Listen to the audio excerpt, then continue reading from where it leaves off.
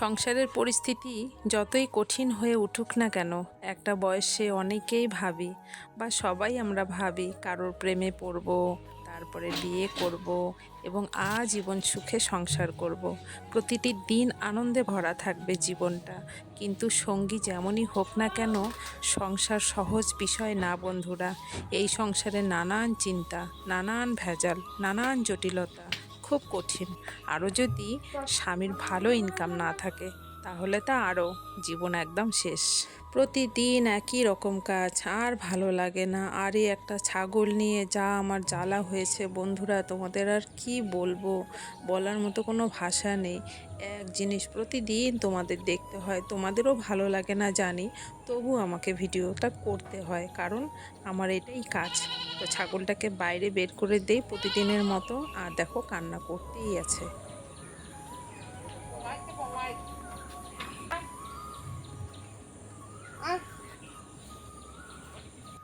তো শুভ সকাল আমার প্রিয় বন্ধুরা, কোচবিহার জেলার ছোট্ট একটা গ্রাম থেকে আমি পিঙ্কি, আর আমার ব্লগ চ্যানেলে তোমাদের অনেক অনেক ভালোবাসা আর স্বাগত।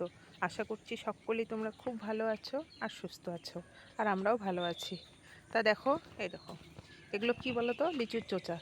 প্রতিদিন বিকেলবেলা আমি থাকি না বাড়িতে, 5টার দিকে তো পার্লারে যাই, আর আমার ছেলে দেখো নিচের যত লিচু আছে সব শেষ করে ফেলেছে। দেখো এই যে এই ডালগুলাতে লিচু ছিল, একটা লিচু নেই নিচের দিকের ডালের। দেখো এই যে এইসব ডালে সব লিচু ছিল।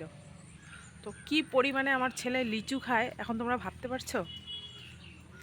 দেখো অনেক লিচু ছিল, কিন্তু পাখিও খায়, নানান রকম পাখি আসে সকালবেলা।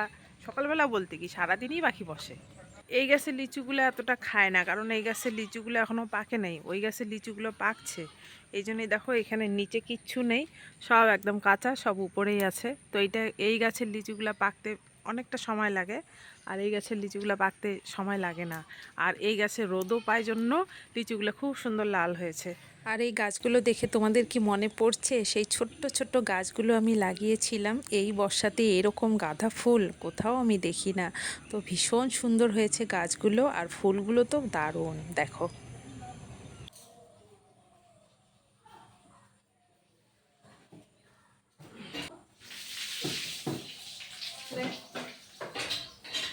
ঘর থেকে বের হয় না এই ছাগলটা।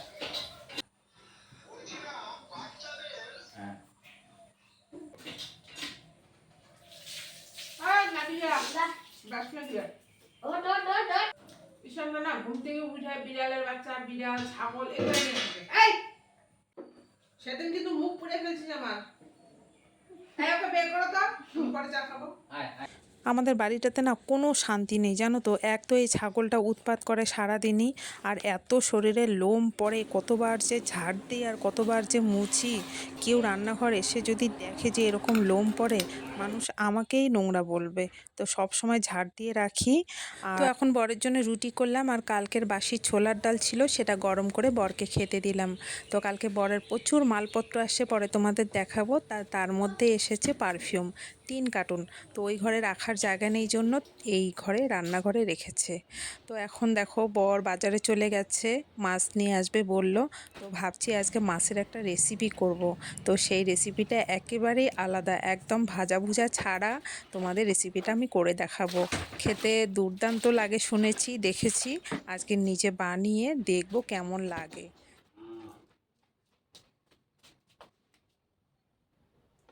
ইস, ঘরটা রাউলে কি করছে রে। ঈশানের বাবা তো অনেকক্ষণ আগেই একটা মার্কেটে গেছে, আর এই কোম্পানির লোক আসে, তারাও আবার মালপত্র নিয়ে একটা টোটো করে গেল এক মার্কেটে। তো ঘরটাকে দেখো কি এলোমেলো করে রেখেছে, এগুলোকে এখন গুছাবো, না গুছালে বর এসে আবার মাথা গরম করে ফেলবে।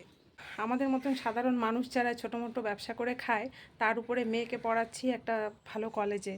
তো মানে কুলাই উঠতে পারি না এমন অবস্থা। ফেব্রুয়ারি মাসে মেয়ের ফিস দেওয়ার কথা ছিল 40,000 টাকা, সেটা ফাইন হয়ে গিয়ে এখন টাকা দিতে হবে। 2 দিনের মধ্যেই দিতে হবে, আজকে 13 তারিখ, 15 তারিখের মধ্যেই দিতে হবে, না হলে মেয়ে পরীক্ষায় বসতে পারবে না। তো সকালবেলায় এই নিয়ে বরের সাথে একটু টুকটাক আমার মানে ঝগড়া লেগেই গেছে। ওকে বলছিলাম যে টাকাটা তো দিতেই হবে, যখন মেয়েকে পড়াচ্ছি তাই না, টাকাটা দিতেই হবে, তাহলে তুমি ফেব্রুয়ারি মাসেই দিয়ে দিতা, এখন তো সেটা ফাইন ফাইন করে দিতেই হবে, না হলে তো আর হবে না, এখন যদি না দিই তাহলে তো মেয়ে পরীক্ষায় বসতে পারবে না, তাহলে ওকে এত দূরে এত ভালো কলেজে পড়ানোর কী মানে বলো তো। তো এগুলো নিয়ে সকালবেলা একটু টুকটাক মানে লেগে গেছে। তো ও গেছে মার্কেটে, আর এদিকে কোম্পানির লোক এসে মাল নিয়ে গেল মার্কেটে। এখন দেখো ঘর মানে মালপত্র যেভাবে ছড়িয়ে রাখছে, এগুলো এখন গুছাবো। মানে সব কিছু সামলাইতে হয়, সমস্ত কিছু। তো আগে আমি যখন ইউটিউব চ্যানেল দেখতাম অন্যের, তখন ভাবতাম যে মানুষের জীবনটা মনে হয় সত্যিকারেই মানে যেরকম দেখায় সেরকমই হয়তো, মানে সুন্দর ভালো। তো ভিতরে যে কি, সেটা এখন নিজে করে বুঝতে পারছি জানো বন্ধুরা।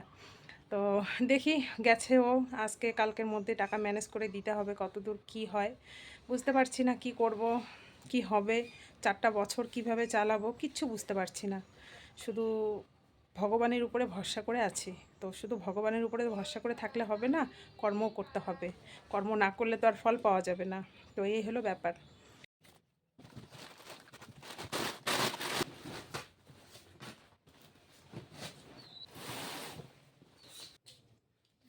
কি মানে নিচু ঢালুর উল্টা।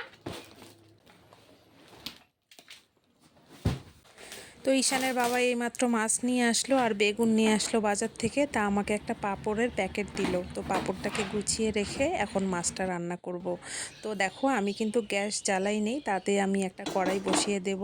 আর নিয়ে আসে রুই মাছ, এটা রুই মাছ বা কাতলা মাছ দিয়েই ভালো হয়। তো আমি আমার বরকে বলি নাই যে আর একটু মোটা করে নিয়ে আসতে মাছগুলো, আর একটু মানে মোটা হলে ভালো হয়, কারণ এটা ভাপে রান্না হয়। তো তো আমার মাছের টুকরোগুলো কিন্তু একটু পাতলা পাতলা হয়ে গেছে। তো প্রথমে ভালো করে ধুয়ে মাছটাকে কড়াইতে রেখে, তারপর পেঁয়াজ বাটা, সর্ষের তেল, শুকনো লঙ্কার গুঁড়া, লবণ, হলুদ আর বেশি করে টমেটো, যেভাবে আমি যতটা করে বেশি পরিমাণ করে দিয়েছি, এতে 2 চামচ আদা বাটাও আছে। তো সমস্ত কিছু দিয়ে ভালো করে মেখে হালকা একটু জল দিয়ে তারপর এটাকে 10 মিনিটের জন্য চাপা দিয়ে রাখতে হবে। তো আমি কিন্তু এখন গ্যাসটা জ্বালিয়ে দিয়ে বসিয়ে দিলাম, আর এখন ঢাকাটাও দিয়ে দেব। তো আসবো আমি 10 মিনিট পর। তো এখন 10 মিনিট পর খুলে দেখলাম অনেকটা পরিমাণে জল বের হয়েছে।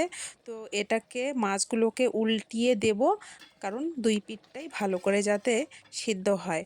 তো এখন আবারও আমি হালকা একটু ঢাকা দিয়ে রাখবো, তারপর ঢাকনা খুলে আর কোনো ঢাকা দেব না, ওতেই রান্নাটা কমপ্লিট হয়ে যাবে। তো খেতে অসাধারণ হয়েছে। আমি মাছটা তো দুপুরে খেয়েছি, তোমাদের আর সেটা দেখাই নেই। তো তোমরাও কিন্তু এইভাবে একবার ট্রাই করতে পারো। এটা পুরো বাংলাদেশের একটা মাছের রেসিপি। তো আমি এই প্রথম মানে ফার্স্ট কি মানে এই ফার্স্ট করলাম, তোমরাও এভাবে বানিয়ে একবার খেয়ে দেখো। তো এটার থেকে যখন তেল বের হবে তখন কিন্তু পুরো রান্নাটা কমপ্লিট হয়ে যাবে। তো আজকের ভিডিওটা আমি এখানেই শেষ করছি বন্ধুরা, আশা করছি তোমাদের এই রেসিপিটাও ভালো লেগেছে আর আমার পুরো ব্লগটাও ভালো লেগেছে। তো সকলেই তোমরা ভালো থেকো, সুস্থ থেকো।